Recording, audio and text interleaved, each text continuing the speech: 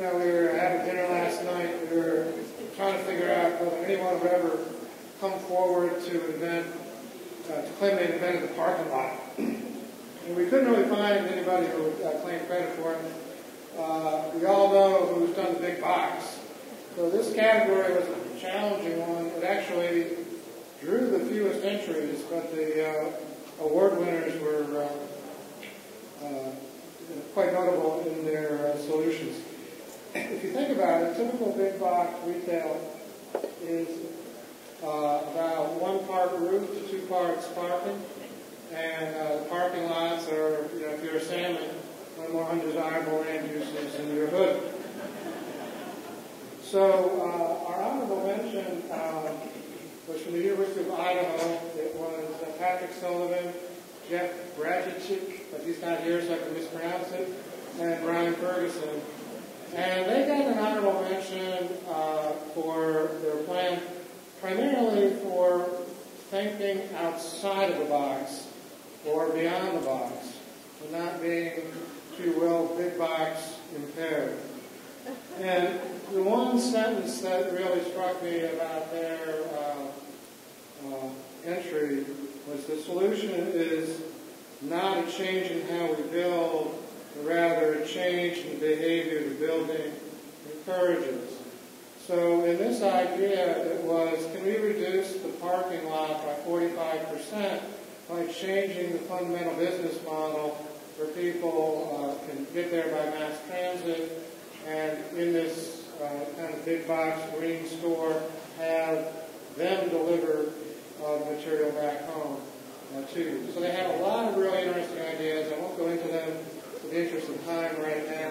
They also did an extensive analysis, again, thinking outside the box about the carbon footprint as well. But I think let's give them a round of applause.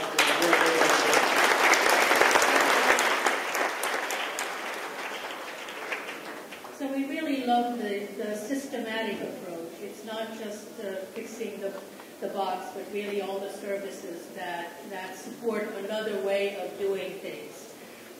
I'd like to talk about the second place winner. Okay. The second place winner is Pennsylvania State University, State College in Pennsylvania. And the person is Ken Hendrickson. I'm hoping he had some collaborators. I think he might have, but he doesn't list them. Maybe he's an architect. Whoa! Okay. Now this was a really interesting proposition because. We're all very used to big box retailing, and we're all very much, we love going to Costco and IKEA, but we also have done some terrible things to our environment with our big boxes. And if anybody can figure out what the next generation of the big box retail store is, it's probably Portland who will figure it out. I think what the assignment was to make a green home building center out of this old big box area. And this winner is really interesting because they kind of broke apart the big box and created this kind of wonderful environment where it has a green roof, it has the parking garage is elevated and it has a garden on top of it.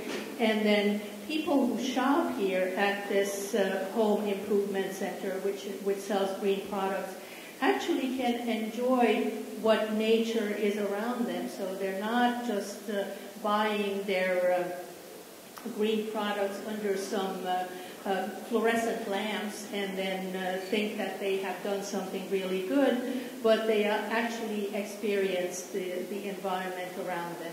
I liked what the designer calls compression and decompression. This project compresses the human footprint, we're not sprawling anymore, and decompresses the natural footprint, which makes it bigger. So that was another part of this particular project that appealed to us. Tom, about this? thought it was really good.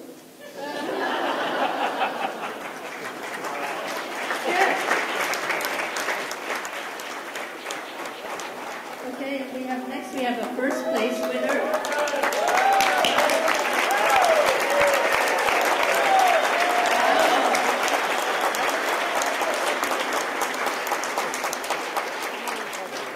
Now here's how things should be. This is how work should be done. And this is a true collaboration. It looks like a true collaboration because the evidence is there of the science, of the collaboration, of the knowledge, of the understanding. So I'd like to recognize Greenworks PC, Bruce Rogers Design Illustration, Ancram Moisen Associated Architects, ESA Adelson, SWCA Environmental Consultants, all from your hometown and all here on the video.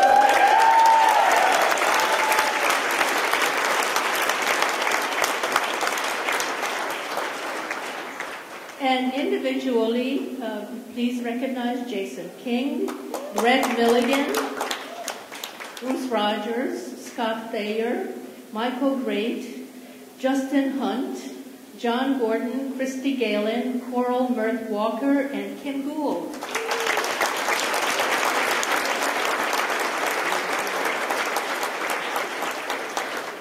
Everybody likes to hear their words when they're getting an award, so thank you all of you for doing this wonderful work. What appealed to me personally about this work and this presentation was how well it was put together. So it wasn't that just flashy graphics, which can cover up a lot of uninformed sins. This was graphics in the service of real information.